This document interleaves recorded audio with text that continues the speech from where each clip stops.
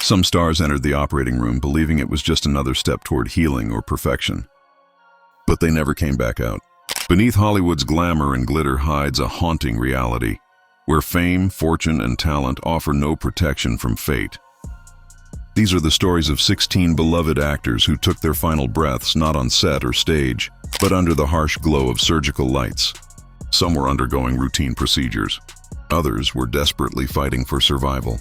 Yet in the quiet hum of the operating room, their final curtain fell, unexpected, tragic, and all too human. Number 1. Bill Paxton, The Heart That Couldn't Be Saved. February 25, 2017, Hollywood woke to heartbreak. Bill Paxton, the man who faced down tornadoes in Twister, battled vampires in Near Dark, and fought alien queens in Aliens, was gone. Just 11 days earlier, he had undergone surgery to replace a heart valve and repair an aortic aneurysm. It was meant to give him more time for movies, for family, for life. But fate intervened. In the days following his operation, small blood clots began to form. One traveled to his brain, triggering a devastating stroke. Despite every effort by doctors, Bill slipped away quietly, surrounded by his loved ones. He was only 61. News of his passing rippled through Hollywood.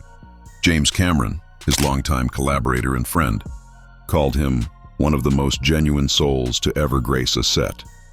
To his colleagues, Paxton wasn't just a co-star, he was a bright, grounding presence full of humor and heart. To fans, he was the everyman hero, brave, imperfect, and deeply real.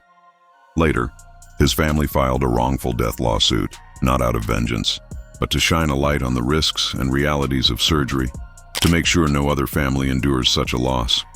Bill Paxton had survived every disaster Hollywood could imagine, but in the quiet of a hospital room, it was life itself that wrote his final scene. Number 2, Joan Rivers, The Final Joke That Went Too Far, August 28, 2014. Joan Rivers walked into a Manhattan clinic for what was supposed to be a simple procedure, a routine check of her vocal cords. She was 81, full of fire, still performing comedy shows the night before. But somewhere between laughter and anesthesia, everything went wrong. Doctors performed a laryngoscopy and endoscopy under sedation, and during the process, Joan's oxygen levels began to drop. No one noticed in time. Her heart stopped. She was rushed to Mount Sinai Hospital, where doctors managed to restart her heart, but the damage was irreversible. Joan had suffered severe brain injury and never regained consciousness. 7 days later, on September 4th, she was pronounced dead. The world was stunned. The woman who built a career out of breaking barriers and roasting the untouchable had been silenced, not by age or illness, but by preventable medical errors. Investigations revealed shocking negligence. The clinic failed to properly monitor her oxygen levels, and a visiting doctor performed an unauthorized biopsy. Lawsuits followed, reforms were promised, but for those who loved her, no legal victory could fill the silence she left behind. Joan once joked, "When I die, I want my funeral to be a big showbiz affair, red carpet, lights, cameras." And though her farewell was as grand as she imagined, there were no punchlines in that recovery room. Just the quiet, aching reminder that even the loudest voices can fade without warning. Number 3, Christopher Reeve, The Strongest Man in the Room, October 10, 2004. The world lost its Superman. Christopher Reeve, the man who made us believe a human could fly, passed away in a New York hospital, not from a villain's hand, but from surgical complications. 9 years earlier, a devastating horseback accident had left him paralyzed from the neck down. Yet he refused to disappear. He became a symbol of courage, dedicating his life to advocacy, research, and hope. Through endless procedures and unimaginable pain, Reeve never stopped fighting. His final surgery was meant to close a wound and stop an infection, but a sudden bacterial spread triggered sepsis. His heart, already weakened, couldn't endure it. He passed peacefully at 52, with his wife Dana by his side. To the world, he was more than an actor. He was a beacon of perseverance. From his wheelchair, he directed films, gave speeches, and fought for medical breakthroughs. "A hero," he once said, "is an ordinary individual who finds the strength to persevere in spite of overwhelming obstacles." In life and in death, Christopher Reeve embodied that truth. His body failed, but his legacy, like the S on his chest, still soars. Number 4, Steve McQueen, The King of Cool, meets his final race. November 7, 1980. In a small hospital room in Ciudad Juarez, Mexico, the king of cool faced his last race. Steve McQueen, the rebel, the racer, the Hollywood legend, had crossed the border seeking one final chance at life. Diagnosed with mesothelioma, an aggressive cancer of the lungs and abdomen, McQueen had exhausted all conventional treatments and the U.S. American doctors refused to operate, calling it too dangerous. But McQueen wasn't one to accept no. He turned to alternative therapies and experimental procedures in Mexico, hoping for a miracle. There he underwent surgery to remove massive tumors from his abdomen and neck. The operation was long, risky, and ultimately fatal. Just hours later, his heart gave out. He was 50 years old. Hollywood mourned not just a star, but an icon of rebellion and grit. The man who outran cops and bullet, escaped Nazis in The Great Escape, and defied every rule on and off screen had finally met a race he couldn't win. Yet even in death, Steve McQueen's legend never cooled, because true cool, like courage, doesn't die. They said it was hopeless, but McQueen never accepted no. He found a surgeon in Mexico willing to try. The plan was to remove large tumors from his neck and belly. A high-stakes gamble. Steve knew the odds. He took the risk away. The operation was long and intense. Hours later, as anesthesia faded, so did his pulse. His heart stopped at 3:45 a.m. The man who once tore through San Francisco in bullet, who escaped Nazi prisons in The Great Escape, was now still. He had lived like a renegade. He died like one too, on his own terms. His wife Barbara was with him. His final words to her were quiet. He thanked her and said he was ready. When the news broke, headlines called him the last great American outlaw. A man who outran the system, defied death until the very end. For months, Steve had tried everything from vitamin injections to spiritual healers. But in the end, the cancer won. Still, there was no tragedy in how he faced it. Cigarette in hand, smirk intact. Steve McQueen didn't go down quietly. He went out like he lived. Fast, defiant, unforgettable number. Number 5. Heather O'Rourke, the child star. Hollywood couldn't save. February 1st, 1988. A pale morning in San Diego turned into one of Hollywood's darkest days. 12-year-old Heather O'Rourke, the cherubic face who made millions shiver with the words, "They're here" in Poltergeist, collapsed suddenly at home. Her stomach was swollen, her skin gray, her breathing shallow. Her terrified mother called for help, and paramedics rushed her to the hospital. On the way, Heather's heart stopped. They revived her, briefly. In the emergency room, doctors discovered the unthinkable. Her intestine had ruptured, not from Crohn's disease as she'd been treated for, but from a congenital blockage that had gone unnoticed her entire life. Surgeons worked desperately to repair the damage, but it was too late. Her small body was already in septic shock. Hours later, Heather suffered another cardiac arrest and passed away that same afternoon. She was just 12 years old. Hollywood was shattered. Only months earlier, she had been smiling on talk shows, promoting Poltergeist 3, full of innocence and promise. No one had suspected the storm brewing quietly inside her. The autopsy confirmed a devastating truth. She'd been misdiagnosed. The disease she never had masked a birth defect that could have been treated if found in time. Her death became a sobering warning to the medical world about the deadly cost of a missed diagnosis. At her funeral, pink roses, her favorite, covered the small casket. The little girl who once made the world believe in ghosts was gone, leaving behind a silence that haunted everyone who knew her story. Too young to understand the danger, too sweet to deserve it, Heather O'Rourke became one of Hollywood's most heartbreaking reminders that even the brightest stars can fade far too soon. Number 6. John Ritter, the death that shocked Hollywood. He was laughing, rehearsing, alive, and then he collapsed. On September 11, 2003, beloved actor John Ritter suddenly fell to the floor while filming his sitcom 8 Simple Rules. At first, the crew thought it was another one of his jokes. It wasn't. Paramedics rushed him to Providence St. Joseph Medical Center, right across the street from the studio. Doctors believed he was suffering from a heart attack, but they were wrong. It was an aortic dissection, a rare and deadly tear in the wall of his aorta.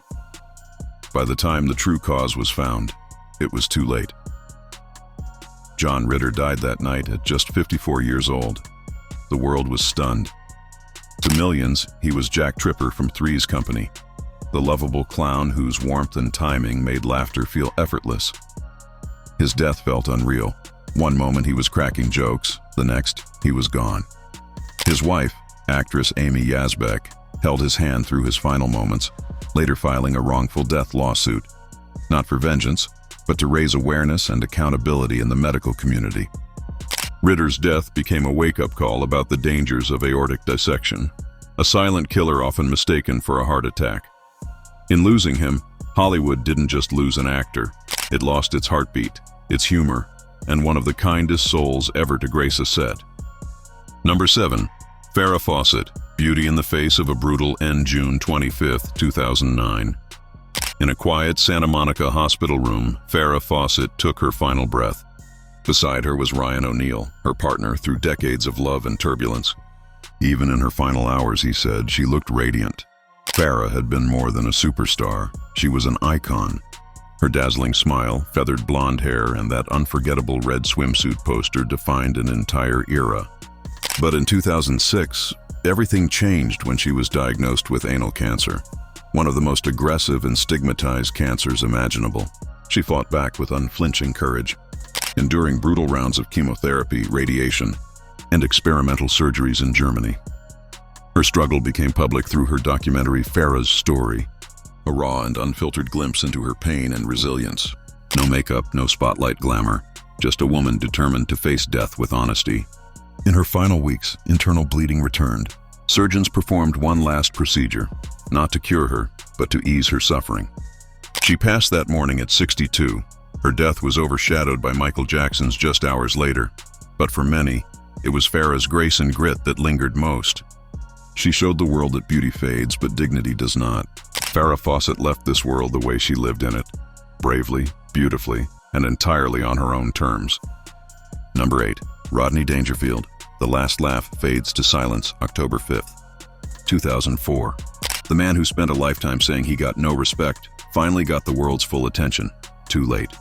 Rodney Dangerfield, 82, died from complications following heart valve replacement surgery at UCLA Medical Center.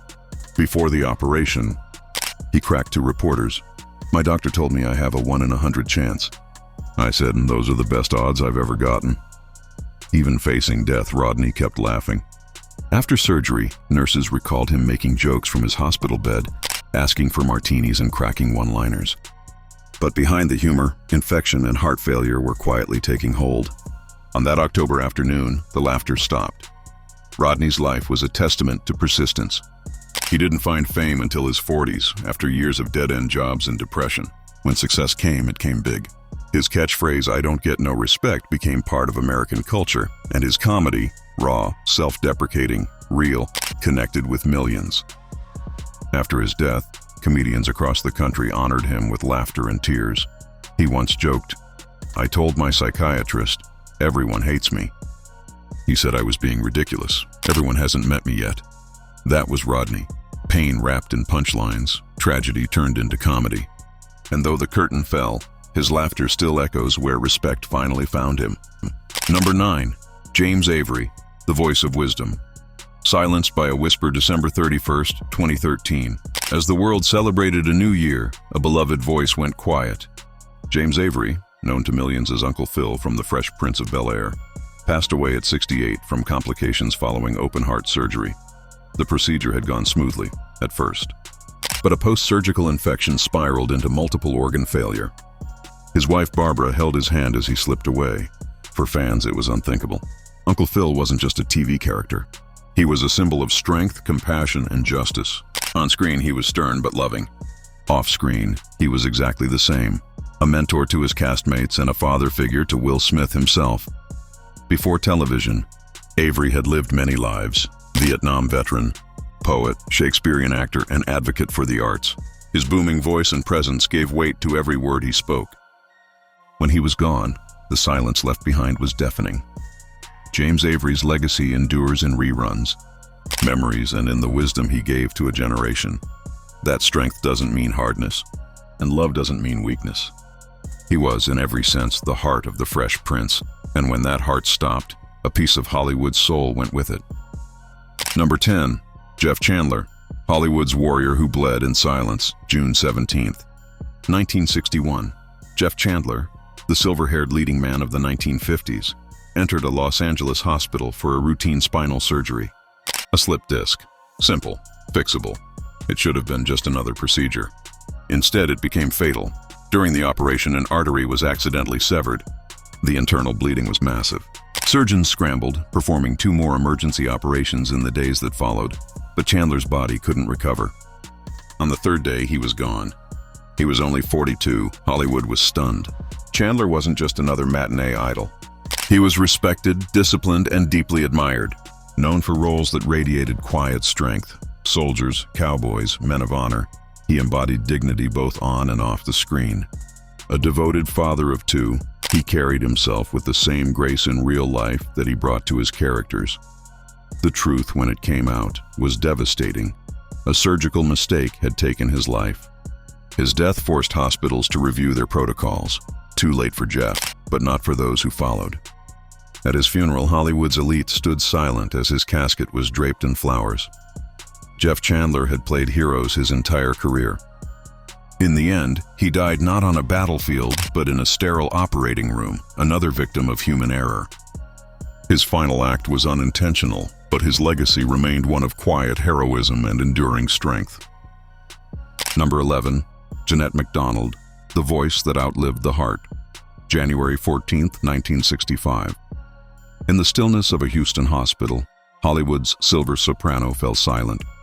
Jeanette MacDonald, the angelic voice behind Rosemary, Maytime, and 1,000 romantic melodies, was rushed into emergency surgery. For years, she had battled a failing heart, but that morning, the pain became unbearable. Her husband, actor Gene Raymond, flew her to one of the nation's top cardiac surgeons. The plan was to replace her damaged mitral valve, a risky procedure, but Jeanette had never shied away from the spotlight, not even this one. The operation stretched through the night. Surgeons worked carefully, stitch by stitch, trying to save her fragile heart. But just before the final sutures were placed, it stopped. They tried to revive her, but the voice that had once enchanted millions was gone before dawn. She was 61. To the world, her passing marked the end of something luminous, a voice that defined an era, silenced not on stage, but in a sterile hospital room. Fans remembered her duets with Nelson Eddy, her grace, her discipline, her timeless elegance. Gene Raymond said she passed with courage and dignity. Number 12. Eddie Fisher, the golden voice silenced by a fall, September 22, 2010. Eddie Fisher, one of America's most celebrated singers of the 1950s, passed away quietly in a UCLA hospital. He had fallen and broken his hip, a simple injury that led to routine surgery. But for an 82-year-old man with a fragile heart, no surgery is routine. Though the operation went well, complications followed. His blood pressure dropped, internal bleeding began, and within hours, the golden voice that once rivaled Sinatra was gone. To the public, Eddie's life was often overshadowed by scandal. The marriages, the affair with Elizabeth Taylor, the headlines that once defined him. But before the chaos, he was a phenomenon. Oh, My Papa and Anytime played in every home across America. He was the clean-cut boy with the flawless voice adored by millions.